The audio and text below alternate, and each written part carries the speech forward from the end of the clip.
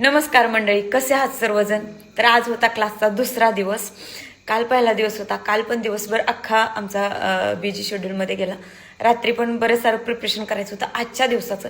आज सकाळी पण आम्ही लवकर 5 वाजता उठलो होतो. साधारण 5 वाजता क्रीम बनवण्यासाठी उठलो होतो, कारण 8-9 वाजता लाईट नसते. तर एवढी जाम धावपळ झालेली आहे. सकाळी 5 वाजल्यापासून ते संध्याकाळी 6 वाजेपर्यंत कंटिन्युअसली 5-10 मिनिट मला फार तर बसायला भेटले असतील. दिवसभर बिझी राहिले मी. उभा राहूनच लेक्चर सगळं केक वगैरे बनवले. त्याच्यानंतर 6 वाजता मी महिलांना पंढरपूरला सोडायला गेले.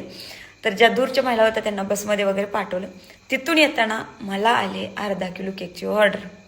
इतकी जाम थकले असताना दिवसभर उभा काल आज एवढं जाम प्रिपरेशन केलं असताना आता बनवायचा आहे मला अर्धा किलोचा केक. तुम्ही बघू शकता हा एवढा पसर आहे. तर हे सगळं आवरून मला उद्या लायब्ररीला जाताना हा केक घेऊन जायचा आहे. नेहमीच नॉनव्हेजला इम्पॉर्टन्स देणारे माझे मामा पण आज मात्र माझ्या आग्रहाखातर पावभाजी खाण्यासाठी आले होते.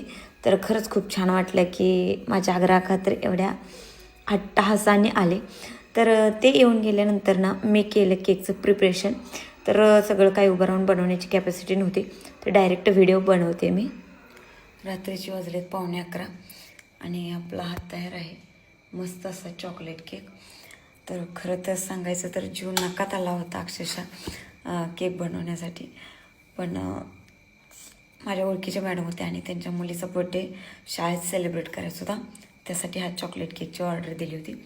लेट ऑर्डर भेटली होती आणि माझा दिवसभर क्लास असल्यामुळे मला झाला उशीर. तर भेटूया नेक्स्ट ब्लॉगमध्ये. Bye bye, good night.